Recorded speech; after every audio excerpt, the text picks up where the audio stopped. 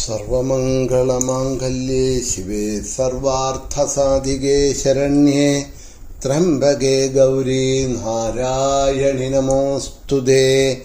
ദേവീ ശരണം അമ്മേ. ഭാസ്വത്കോടിപ്രഭാപൂരിതമകുടയുതേ ഭാസുരാകാരയുക്തേ ഭൂഭാരക്ഷുദ്രരക്ഷോ ഗണചടുലരണേ പ്രാണഹൃൽഗണ്ഡപാണേ ഭൃംഗാളി പൂർണ്ണമന്ദാരകകുസുമധരേ ഭൂരികാരുണ്യധാരേ. ഭംഗ്യാവന്നെൻ്റെ മുമ്പേ ഭഗവതി വിലസീടെപ്പോഴും സാനുകമ്പേ. ദേവീ ശരണം അമ്മേ. സുപ്രഭാതം, ശുഭദിനം. എല്ലാ ധന്യാത്മാക്കൾക്കും പുലർകാലവന്ദനം. ശ്രീമദ് ദേവി ഭാഗവത നിത്യപാരായണ പരമ്പരയുടെ ഇന്നത്തെ യജ്ഞവേദിയിലേക്ക് സുസ്വാഗതം. ഷഷ്ഠസ്കന്ധത്തിലെ സപ്തമാധ്യായമാണ് നാം ഇന്നലെ പറഞ്ഞ ദേവീപാദങ്ങളിൽ സമർപ്പിച്ചത്. ഇന്നു മുതൽ അടുത്ത അഷ്ടമ അധ്യായമാണ് ആരംഭിക്കുന്നത്.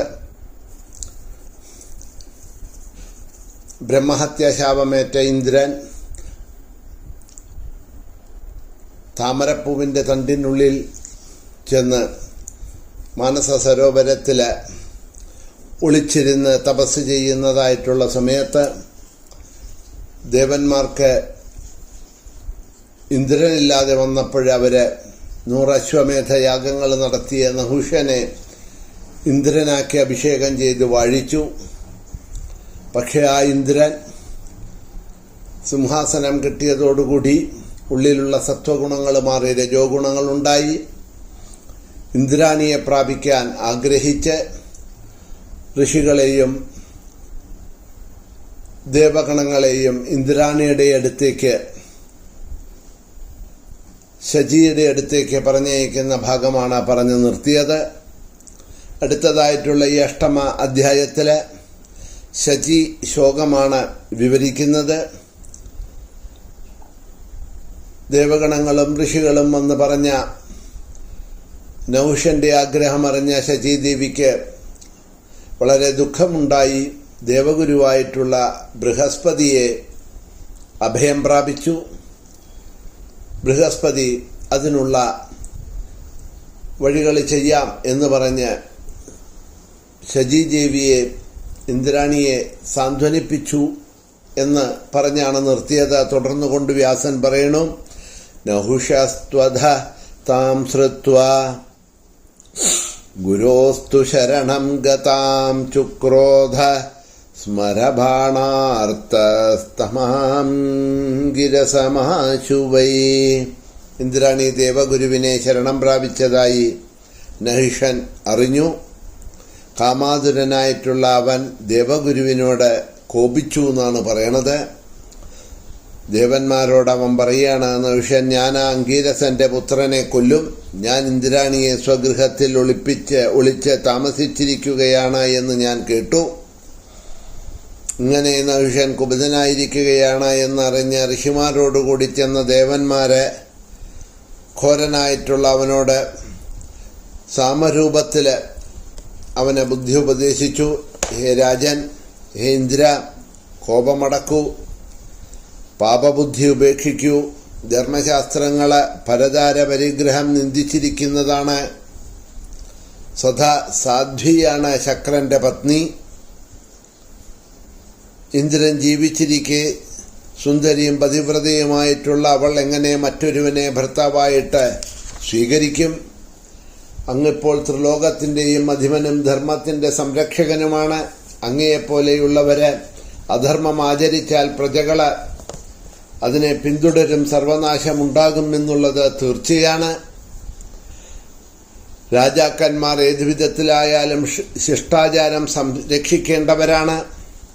ശചിക്ക് തുല്യരായ ആയിരക്കണക്കിന് വരാങ്കനകൾ ഈ ദേവലോകത്തുണ്ടല്ലോ. ഇത്തരത്തിലുള്ള കാമത്തിന് കാരണം രതിയാണ് എന്ന് മഹാത്മാക്കൾ പറയുന്നുണ്ട്. ബലാത്കാരം ചെയ്യുന്ന പക്ഷം അത് അങ്ങയുടെ നാശത്തിന് തന്നെ കാരണമായി തീരും. ഇരുവർക്കും തുല്യമായിട്ടുള്ള പ്രേമം എപ്പോൾ ഉണ്ടാകുന്നുവോ അപ്പോൾ മാത്രമാണ് ഒരുപോലെ സുഖാനുഭാവം ഉണ്ടാവുന്നത്. അതുകൊണ്ട് പരതാരങ്ങളിലുള്ള അഭിനിവേശം വേഗം വിടണം. ഇപ്പോൾ അങ്ങ് ശ്രേഷ്ഠമായിട്ടുള്ള ഈ ഇന്ദ്രസ്ഥാനം നേടിയിരിക്കുന്നുണ്ട്. പാപം കൊണ്ടാണ് ഐശ്വര്യം നശിക്കുന്നത്, പുണ്യം കൊണ്ട് അത് വർദ്ധിക്കുകയും ചെയ്യും. അതുകൊണ്ട് ഈ പാപ ചിന്തകൾ വെടിഞ്ഞ് സദ്ബുദ്ധിയുള്ളവനായി സൽചിന്തകൾ ചിന്തിച്ചാലും എന്നൊക്കെ ഈ ദേവന്മാര് നഹുഷനെ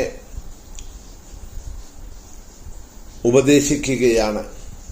കഥയുടെ അല്പസ്വല്പമല്ല കുറെ വ്യത്യാസങ്ങളുണ്ട്. ഭാഗവത മഹാപുരാണത്തില് ഇങ്ങനെയൊന്നുമല്ല, അല്ലെങ്കിൽ ഇത്രയും ദീർഘമായിട്ടൊന്നുമല്ല പറഞ്ഞിരിക്കുന്നത്. നഹുഷന്റെ കഥ, നഹുഷൻ ഇന്ദ്രനായതും അതിൽ നിന്ന് അധപ്പതിച്ചതുമായിട്ടുള്ള കഥ ഭാഗവത മഹാപുരാണത്തിലും പറയുന്നുണ്ട്. അതൊക്കെ നിങ്ങൾ ശ്രവിച്ചതായിരിക്കും. എൻ്റെ തന്നെ ആ പ്രഭാഷണത്തില് അതിനെയെല്ലാം വിസ്തരിച്ച് അവിടെ പറയുന്നുണ്ടായിരുന്നു, ഭാഗവത മഹാപുരാണത്തിന്റെ പ്രഭാഷണത്തില്. അതുകൊണ്ട് ഇവിടെ അതിനെ വിസ്തരിക്കുന്നില്ല. അപ്പോ ഇങ്ങനെയുള്ള ദുർബുദ്ധി നഹുഷന്റെ ഉള്ളിൽ കടന്നു. ധർമ്മം അനുഷ്ഠിക്കേണ്ടതായിട്ടുള്ള, ഇപ്പോൾ ഇന്ദ്രസ്ഥാനം വഹിക്കുന്നതായിട്ടുള്ള 100 അശ്വമേധങ്ങൾ ചെയ്തിട്ടുള്ള നഹുഷനാണ് ഇപ്രകാരത്തിൽ പ്രവർത്തിക്കുന്നത് എന്നിവിടെ ദേവി ഭാഗവതം എടുത്തു കാണിക്കണം. സ്ഥാനമാനങ്ങളൊക്കെ കിട്ടുമ്പോൾ ചിലപ്പോൾ അങ്ങനെയൊക്കെയാണ് അധികവും സംഭവിക്കുക. 100-ൽ 90% അല്ലെങ്കിൽ 95% ജനങ്ങളും സ്ഥാനമാനങ്ങൾ കിട്ടുമ്പോൾ ധർമാധർമ്മങ്ങളെ, സത്യങ്ങളെ, നീതികളെ, ആചാരങ്ങളെ, അവരുടെയൊക്കെ അനുഷ്ഠാനങ്ങളെയെല്ലാം മറക്കും. ആ സ്ഥാനത്തിന്റെ ബലം, അതിന്റെ മഹത്വത്തിനെ അറിയാതെ കണ്ട് അതിനെ ദുരുപയോഗപ്പെടുത്തും എന്നുള്ളത് നമുക്ക് ഇവിടെ കാണാൻ പറ്റുന്നുണ്ട്. അല്ലെങ്കിൽ ഏറ്റവും ശ്രേഷ്ഠമായിട്ടുള്ള ഇന്ദ്രസ്ഥാനം, അതിന് അർഹനും യോഗ്യനുമായിട്ടുള്ള നഹുഷനെ ദേവന്മാരും ഋഷികളുമാരും കൊടുത്ത് അനുഗ്രഹിച്ചപ്പോഴത് ഭഗവാന്റെ അനുഗ്രഹമായിട്ട് കണക്കാക്കി അതിലിരുന്നു കൊണ്ട് ധർമാനുഷ്ഠാനങ്ങളെ വേണ്ട വിധത്തിൽ ചെയ്താൽ നഹുഷന് ഭഗവാന്റെ അനുഗ്രഹത്തിന്, ദേവിയുടെ അനുഗ്രഹത്തിന് പാത്രീഭൂതനായി തീരാമായിരുന്നു. പക്ഷേ ആ സിംഹാസനത്തിൽ കയറിയിരുന്ന ഉടനെ തന്നെ ഇത്തരത്തിലുള്ള ദുഷ്കർമ്മങ്ങൾക്കുള്ള ചിന്തകളാണ് ഉണ്ടായത്.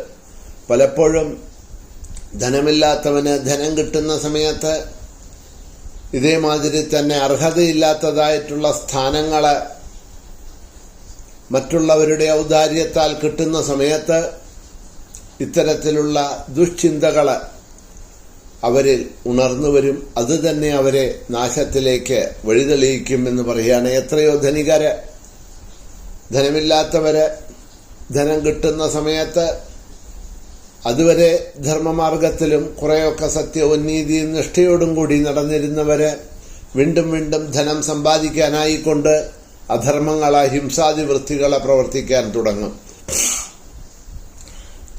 അത് അവസാനം അവരുടെ നാശത്തിന് തന്നെ കാരണമായി തീരും. മലയാളത്തിൽ നമ്മൾ പഴഞ്ചൊല്ലുണ്ടല്ലോ, വാളെടുത്തവൻ വാളാൽ എന്ന് നമ്മൾ പറയാറുണ്ട് മലയാളത്തില്. അതുതന്നെയാണ് ഇവിടെ കാണിച്ചു തരുന്നത്.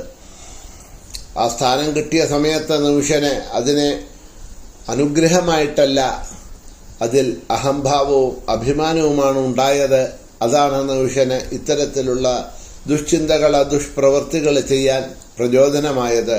ഋഷികളും ദേവന്മാരുമെല്ലാം ഉപദേശിച്ചു എന്നുണ്ടെങ്കിലും അതിനെ കേൾക്കാനോ അനുസരിക്കാനോ ഉള്ള ബുദ്ധിയല്ല നഹുഷൻ ഉണ്ടായത് എന്ന് കാണുകയാണ്. എന്തായാലും